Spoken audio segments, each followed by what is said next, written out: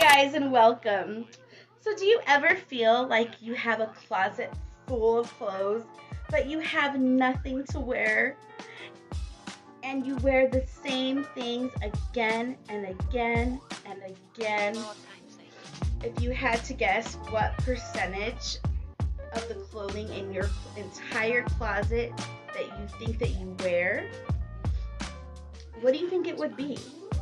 Because today we're talking about why you have a closet full of clothes, but you feel like you have nothing to wear. But before we get started, for the best fashion tips and style advice, I would love to have you part of my style community. So, if you tap that subscribe button, give me a thumbs up for the video, and hit the bell, you'll get notifications every time I post another style video. I'm Angie Alamode, owner of Fashion Rebel online styling services. I'm an image consultant, style coach, and a brand ambassador for several clothing brands and women's clothing brands, and decided to put my skills to good use by teaching other everyday women like myself how to dress their best. My goal is to help you feel as amazing on the outside as you are on the inside, so that hopefully that outer transformation will spark an even bigger vision of what you and only you can achieve in your lifetime, boosting your confidence in yourself and giving you that extra nudge to aim high. I do this by helping women shop or work in their closets to make creative outfits, or by packing them for trips. I can make getting dressed in the morning a little bit easier for you. Did you know that it's an actual statistic that women generally only wear 20% of the clothing in our closet 80% of the time, and the rest of the clothing is just sitting there being unworn, unused, unloved, just wasting the money we spent on it? But today, I'd like to share with you some tips on how you could wear 90 to 100% of your clothing in your closet instead of only that 20% that we're probably wearing. So, my question is this: why do we only wear 20% of our closet? That means 80% of our clothing is not being worn. We're buying it and it's just hanging there. So, I want to talk to you today about some of the reasons why this may be happening to you, and why you're standing in front of that closet full of clothes going, but I don't have anything to wear. Because what's happening is something that I'm very well familiar with. It used to happen to me all the time. It's called closet confusion. Closet confusion can really just make putting outfits together and figuring out what we're going to wear, well, just really confusing, like the name implies.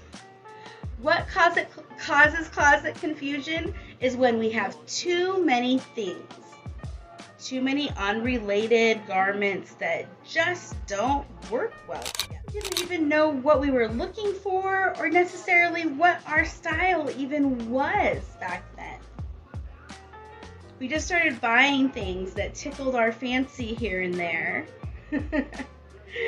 Possibly we're holding on to things because they were gifts, or we spent our hard-earned cash on them and we can't part with that, or we don't want to hurt somebody else's feelings, or they're very sentimental. Maybe they were passed down to us, or possibly we're planning to go on a diet or lose some weight, or we think we might possibly gain some weight back.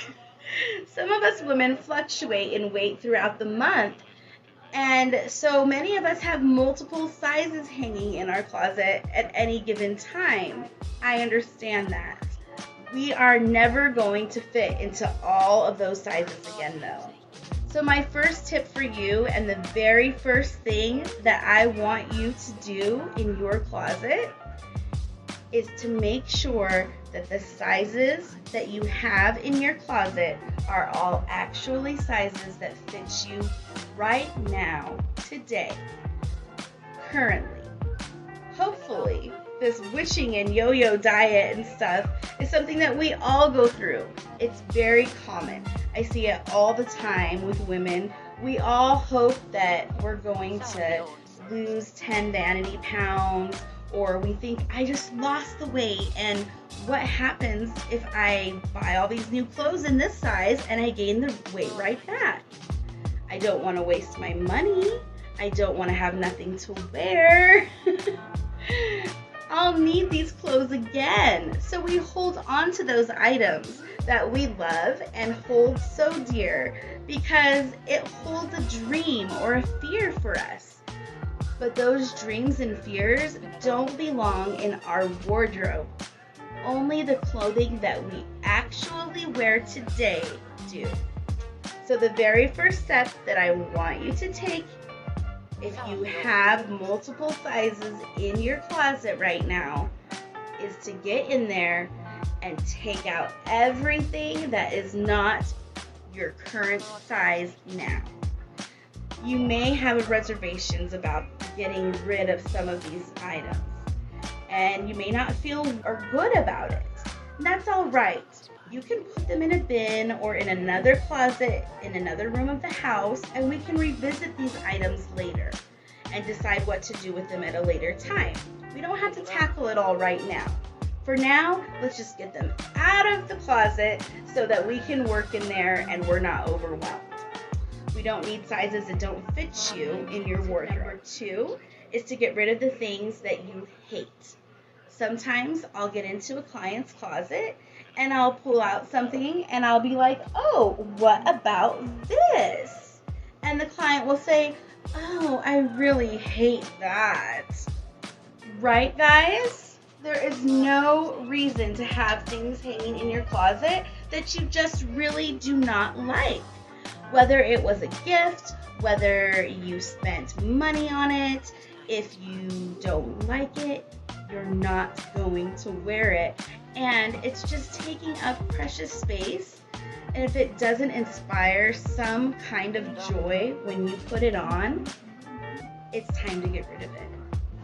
If it's special to you, put it in a memento box or another closet in the house and look at it when you want to. And remember, you can always give it to someone who might actually love that item and breathe new life back into it. Tip number 3 is that I want you to think ahead and plan so you don't have to settle. Don't wait until the last minute to go and buy that outfit to wear to your best friend's wedding. When you only have a couple of hours to find the perfect thing to wear, you're going to settle. You're going to take whatever works, and you're going to wear it to the wedding. You're not going to feel great in it, and you're probably not going to wear it again. I want you to plan ahead and really give yourself the time to look for the things that you look and feel amazing in so that you'll feel great at the wedding and you'll wear the dress to another function later or repurpose it, dress it down for a more casual look. Who knows? It all depends on the dress.